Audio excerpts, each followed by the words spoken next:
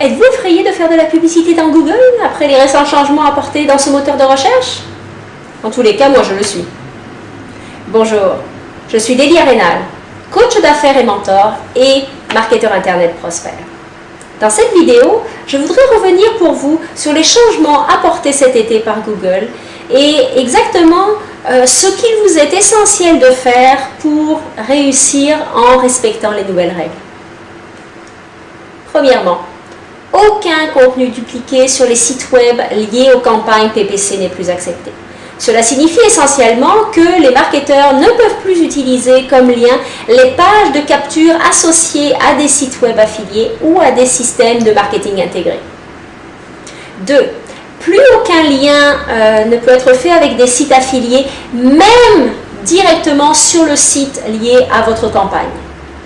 C'est-à-dire que sur votre site internet lié à la campagne, vous ne pouvez plus afficher vos liens vers des sites affiliés car ces sites sont considérés comme étant du contenu dupliqué par Google.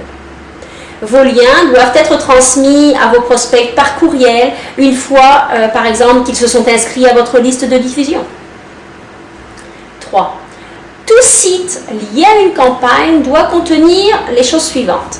Tout d'abord, un contenu unique avec un grand nombre de pages, un nombre significatif de pages, et non seulement une page de capture, comme c'était accepté auparavant. Il doit contenir une page de protection de la vie privée, ce qui est très important pour Google, et finalement doit fournir beaucoup de contenu et de valeur aux visiteurs du site pour que celui-ci apprécie la visite de votre site. Google y voit une grande importance. Quatrièmement, un lien étroit entre l'annonce et le contenu du site web. Le contenu de la page liée dans le site doit être directement relié au thème de l'annonce et fournir réellement ce qu'annonce l'annonce en question. Il y a une surveillance très étroite entre ce qui est fourni dans le site et ce qui est annoncé dans l'annonce. Plus spécifiquement, si vous annoncez quelque chose de gratuit, par exemple, vous devez effectivement offrir ce produit ou ce service gratuit dans votre site. Finalement, il doit y avoir une très forte correspondance entre les mots-clés, l'annonce et le contenu de la page du site qui est lié à l'annonce.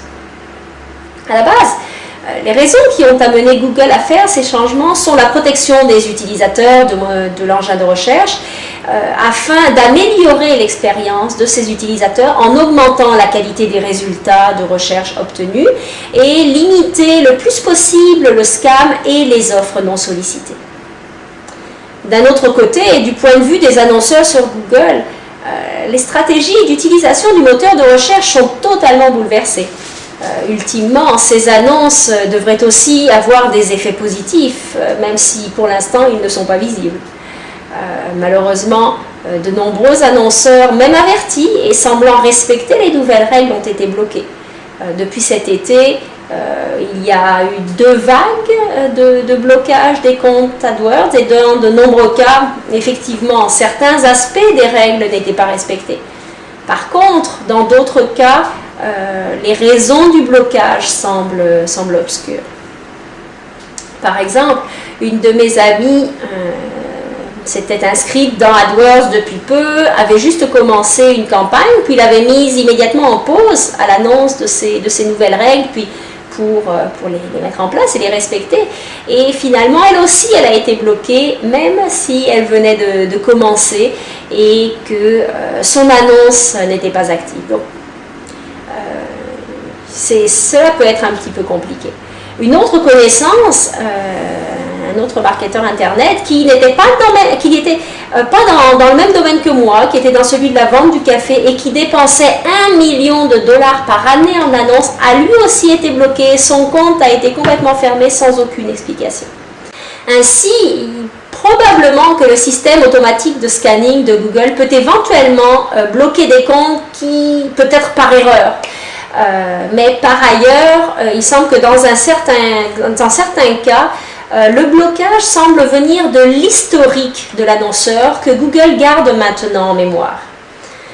Ainsi, même avec les vieilles campagnes arrêtées dès l'été, même ces campagnes pourrait constituer une violation des règles de Google et ce mauvais historique finalement pourrait entraîner votre blocage ultérieurement.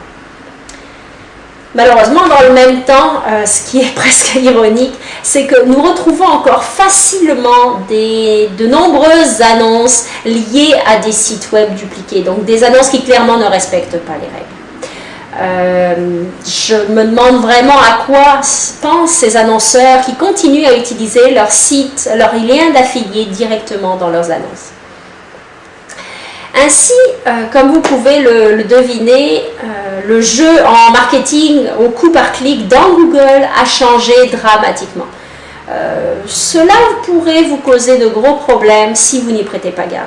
Néanmoins, Google étant le système le plus important en marketing au coup par clic, même si vous avez été bloqué, vous devez absolument continuer à annoncer sur Google pour faire fonctionner vos affaires. Alors, rebâtissez votre site, votre contenu, vos liens, votre compte AdWords avec les campagnes, les annonces et les mots-clés. Vérifiez tout ce que vous pouvez. Redémarrez votre marketing dans Google également avec un nouvel état d'esprit pour jouer cette nouvelle partie.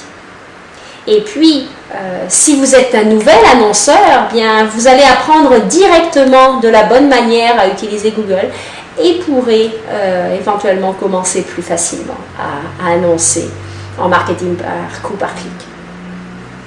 J'espère que vous aurez trouvé cette vidéo utile. Soyez vraiment à l'aise de me laisser vos commentaires, ils seront fortement appréciés.